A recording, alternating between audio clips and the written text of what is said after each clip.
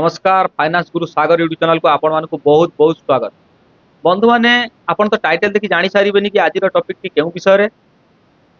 तो आज मुख्य टॉपिक होची कि आमे केमिति हमर जो एसआईपी रिटर्न को 2 रु 3 गुना वृद्धि करि परिबा। तो प्रथमे जानबा कि एहा हम पई काहे कि जरूरी एई 2 रु 3 गुना एसआईपी हम पई जो रिटर्न टा को वृद्धि करिबा हम पई काहे कि जरूरी। तो आपण मान भर बहुत जन भावेनि कि 2 रु 3 गुना रिटर्न आनिया हेले आमको अधिक अमाउंट इन्वेस्ट करिया पड़ो नचेत टाइम पीरियड को बढ़ावा पड़ो ना आमको अधिक रिटर्न एक्सपेक्ट करिया पड़ो। तो किसी भी या भर करिया आपको पड़ोनी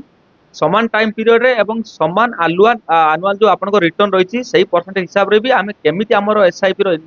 रिटर्न टा को 2 रु 3% बढ़ाई परिबा आज हम सही विषय कथा। तो देखो आमको यही रिटर्न 2 रु 3 गुना बढ़ाया कहीं जरूरी आम प्रथम से विषय में कथा। देखो आपण मानि नियंतु आपण आशा करी चलते मते 30 वर्ष पर 2 कोटी टंका किंबा 3 कोटी टंका मिलिबो जो कि आपण आपन रिटायरमेंट प्लान करि परिबे नचेत आपण पिला छुआ मानक पाठ पढ़ावा पई नचेत आपण पई गुटे घर नवा पई जहाँ भी आपण भाबि चलन। किंतु कोन सही 2-3 कोटी टंका जेबे आपण को 30 वर्ष पर मिलिबो तार वैल्यू कोन सेटिक रहइबो नाही तार भैल्यू कमिकी 1 कोटी कि 80 लक्ष रही तो आपण स्वप्न अधूरा रही गला। आपण जो रिटर्न एक्सपेक्ट करी चलुछंती आपण तो ता मिललानी तो आपण साथ धोखा हो गला। एटा धोखा नुहे आज्ञा एटा रियलिटी आमर ज्ञान कम हेतु आमे ए विषय भाबंतीनी आमे यार शिकार होन। तो केमिति फ्यूचर रे आपण हैरान न होंतु किबा आपणकर जो प्लान अछि फ्यूचर रे ताहा केमिति सफल हबो सेति पई हमकु आज ही भाबिबा पई पड़िबो। तो ये भिडियो शेष जाए देखो आप बुझीजे कि आपड़ केमिति आपणकर जो एसआईपी रिटर्न रही 2 रु 3 गुना बढ़ाई पारे। तो प्रथमे देखा कि नॉर्मल एसआईपी रिटर्न कौन रही जो मु कहली आपन को 2 रु 3 गुना बढ़ाई स्टेप अप एसआईपी ताहार मध्य रिटर्न कौन देखो मुझे प्रथम नॉर्मल एसआईपी कैलकुलेटर ओपन कर मुझे मो mobile normal SIP calculator open कर जदि आप मासक 5000 लेखा इन्वेस्टमेंट करूँ 30 वर्ष जाए 30 वर्ष जाए जब आप 5000 लेखा इन्वेस्टमेंट कले 15% आप आनुआल रिटर्न एक्सपेक्ट कर चलले देखो ये टोटाल आप 30 वर्ष पर आपण भैल्यू पोर्टफोलियो रे देखा जाउची 2 कोटी 80 लक्ष प्लस। तो देखो एसआईपी तो भल आप छोट छोट अमाउंट इन्वेस्टमेंट करी केमिति आपनकर टोटाल देखिले आपनकर इन्वेस्टमेंट भैल्यू 18 लक्ष थिला आपनको रिटर्न मिली 2 कोटी 80 लक्ष किंतु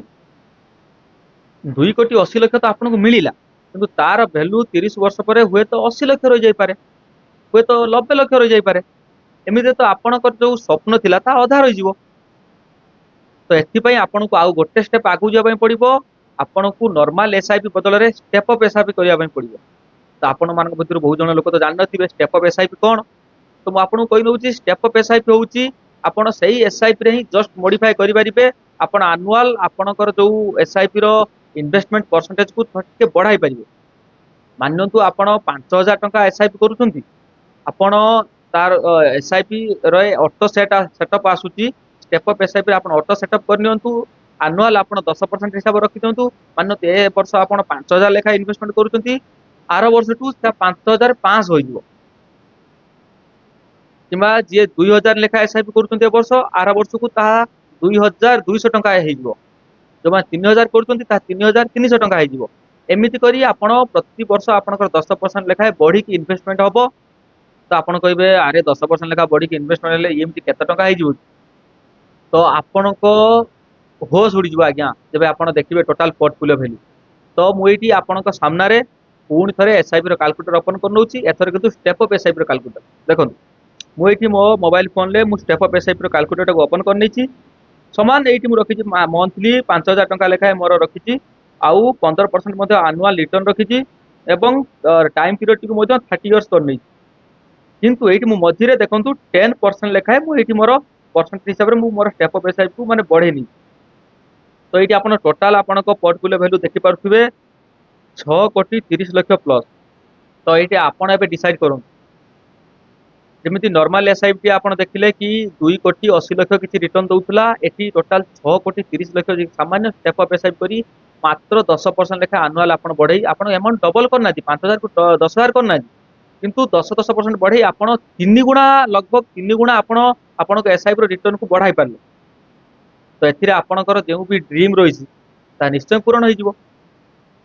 तो फ्यूचर रे जदि आपण शांति रहा चाहूँगी कि मुझे पछ भिडियो देखी 100 टंकिया आंब खाया इच्छा थी आपण किंतु नाराश होई बा निराश होई आपण जमी 10 टंका कि 30 टंकिया आंब किणिकी न खातु कि इलिश माछ खाया इच्छा थी आपण फुल फुटी मौराली माछ किणिकी न आणतु से आज ही आपन को पदक्षेप नापी पड़ो आपन को एसआईपी म्यूचुअल फंड एसआईपी करने ही पड़ो इन्वेस्टमेंट करने पड़ो आउ आपन गोटे पाद आगू जाई स्टेप अप एसआईपी करूँ आपण भविष्य को सुखमय करूँ जदि मुझे आपन को ये वीडियो माध्यम किसी भी बुझाई पार्ली वीडियो को लाइक करूँ एवं आपण जो सांग मैंने अच्छा शुभचिंतक आप जो भल चाहते से पाखु वीडियो शेयर करूँ जय जगन्नाथ नमस्कार।